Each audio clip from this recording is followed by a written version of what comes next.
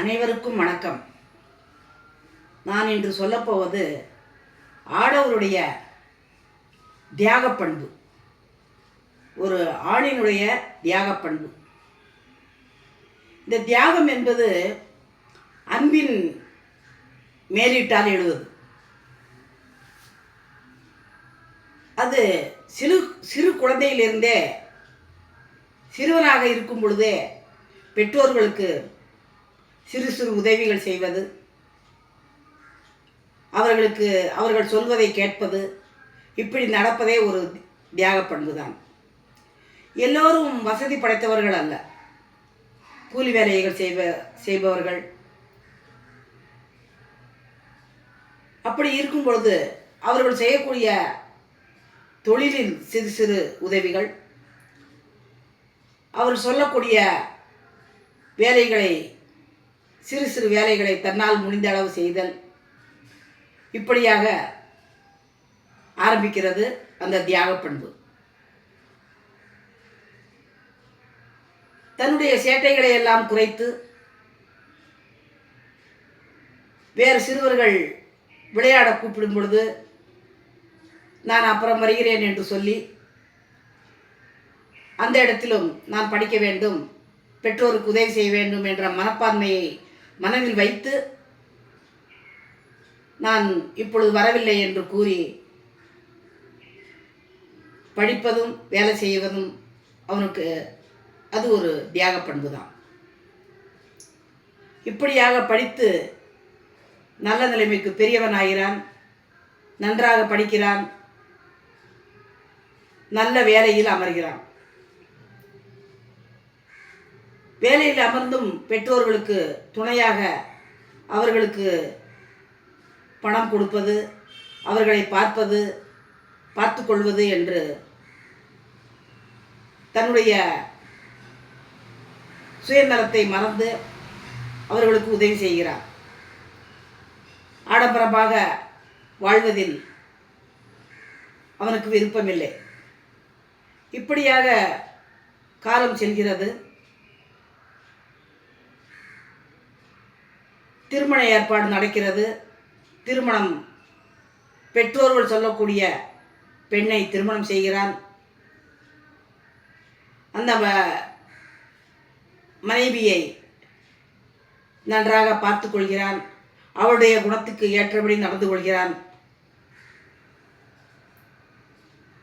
பெற்றோர்களையும் பார்த்து கொள்கிறான். இப்படி அவனுடைய தியாக பண்பு வளர்ந்து கொண்டே இருக்கிறது.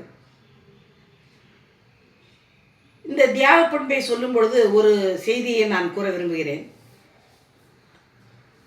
ஒரு குடும்பம், அவளுக்கு ஒரு குழந்தை. அந்த குழந்தைக்கு ஒரு 3-4 வயதிற்கு மேல் ஆகிவிட்டது. எல்லோரும் இன்னொரு குழந்தை பெற்றுக்கொள்வதுதானே என்று கேள்வி எழுப்புகிறார்கள். அந்த நேரத்தில் அவள் உறுதியாக சொல்கிறாள், எனக்கு ஒரு குழந்தை போதும். ஏறம்மா இப்படியெல்லாம் சொல்கிற என்று கேட்டதற்கு அவள் கூறிய பதில் ஆச்சரியப்படத்தக்க வகையில் இருக்கிறது. காரணம், அவளுடைய கணவன் செய்த தியாகம். அதை சொல்கிறாள். அந்த குழந்தையை வளர்க்கும் பொழுது அவர் அலுவலகம் முடிந்து வந்து இரவு முழுவதும் அந்த குழந்தையை பார்த்து கொள்வார். தன் தூக்கத்தை எல்லாம் மறந்து குழந்தையை பார்த்து அதை தூங்க வைத்து தொட்டிலிடுவது, எல்லா வேலையையும் செய்வார். அந்த நேரத்தில் நீங்கள் கொஞ்சம் ஓய்வெடுத்துக் கொள்ளுங்கள் என்று சொன்னால் கேட்கவே மாட்டார். நீ ஓய்வெடுத்துக் கொள்ளம்மா, நானே செய்கிறேன் என்று அந்த குழந்தை வளர்ப்பதிலே மிகவும் அக்கறையாக பார்த்து கொள்வார். அங்கே அவருடைய தியாக பண்பை சொல்ல வேண்டியதே இல்லை. இப்படியும் ஆண்கள் இருக்கிறார்கள். அவள் சொல்லக்கூடிய காரணம் என்னவென்றால், இன்னொரு குழந்தை பிறந்தால் அதையும் இவர் இப்படித்தானே பார்த்து கொள்வார், அவர் கஷ்டப்படுவார், அவரை கஷ்டப்படுத்த விரும்பவில்லை. அவருடைய தியாக பண்பு என்னே பாராட்டுதற்குரியது. வேண்டாம், இனிமேல் எனக்கு குழந்தையே வேண்டாம், இந்த ஒரு குழந்தை போதும் என்ற முடிவை சொல்கிறாள். இப்படியே இன்னொரு குடும்பம், அவர்களுக்கு 2 குழந்தைகள், 2ம் பெண் குழந்தைகள். அவர்கள் இனிமேல் குழந்தை வேண்டாம் என்று முடிவெடுக்கிறார்கள்.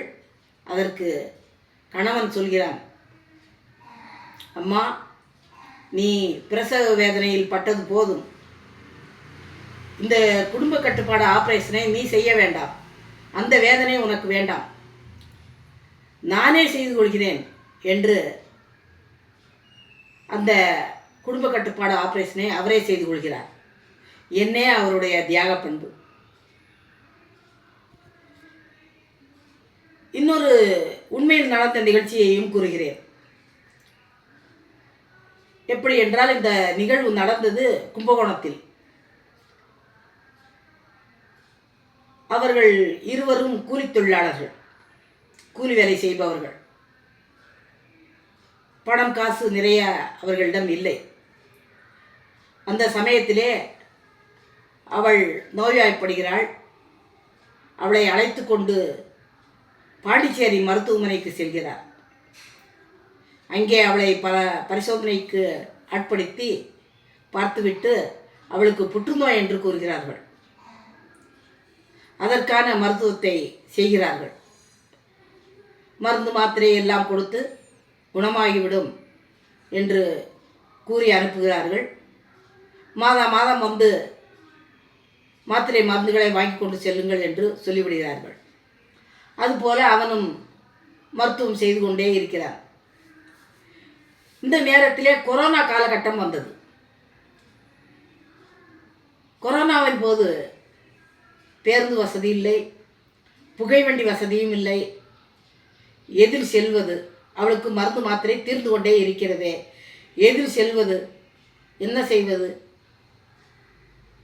ஒன்றும் புரியவில்லை. இரவு முழுவதும் தூங்காமல் முடிவெடுக்கிறார். அவனிடம் இருப்பது ஒரே ஒரு சைக்கிள். அந்த சைக்கிளிலே செல்லலாம் என்று முடிவெடுக்கிறான். அவளை அழைத்து கொண்டு விடியற்காலை மனைவியை பின்னால் உட்கார வைத்து அழைத்து கொண்டு செல்கிறான். சென்று கொண்டிருக்கும் பொழுதே சாப்பாடு வாங்கி தருகிறான். அந்த இடத்திலே அவளுக்கு மயக்கம் வரும் போல இருக்கிறது. அதையும் அவன் பார்த்துவிட்டு இனிமேல் விழுந்து விடுவாளோ என்று நினைத்து அவளையும் தன்னுடன் ஒரு துண்டினால் கட்டி உட்கார வைத்து வேகமாக அழுத்தி கொண்டு இரவு 10:30 மணிக்கு போய் செய்கிறான் பாண்டிச்சேரிக்கு. மருத்துவமனை வாசலில் போய் நிற்கிறான். செவிலியர்கள் எல்லாம் ஓடி வந்து, என்ன இந்நேரம் வந்திருக்கிறாய், எப்படி வந்தாய் என்று கேட்கிறார்கள். அதற்கு அவன், நான் சைக்கிளில் தான் வந்தேன் என்று கூறுகிறான். சைக்கிளையா இவ்வளோ தூரம் வந்தேன்? என்னிடம் வசதி இல்லை. எவ்வளோ கிலோமீட்டர் தெரியுமா? 200 கிலோமீட்டருக்கு மேல் இருக்கும். அதெல்லாம் எனக்கு தெரியாது. நான் வந்துட்டேன். என் மனைவிக்கு வைத்தியம் பாருங்கள், மருந்து மாத்திரை கொடுங்கள் என்று கூறுகிறார். நீ செய்தது எப்படி இருக்கிறது தெரியுமா? உனக்கு ஏதாவது தெரியுமா? இவ்வளவு தூரம் நீ வந்திருக்கிறாயே என்று. அதற்கு அவன், எனக்கு எதுவுமே தெரியாது. அவள் இல்லை என்றால் நான் இல்லை, அது மட்டுமே எனக்கு தெரியும். என்னே அவனுடைய தியாக பண்பு. இப்படியும் ஆண்கள் இருக்கத்தான் செய்கிறார்கள்.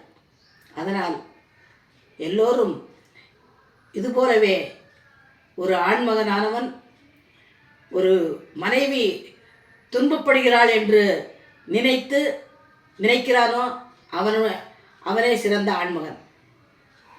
அவனுடைய தியாக பண்பை போற்றுங்கள், பாராட்டுங்கள். நன்றி, வணக்கம்.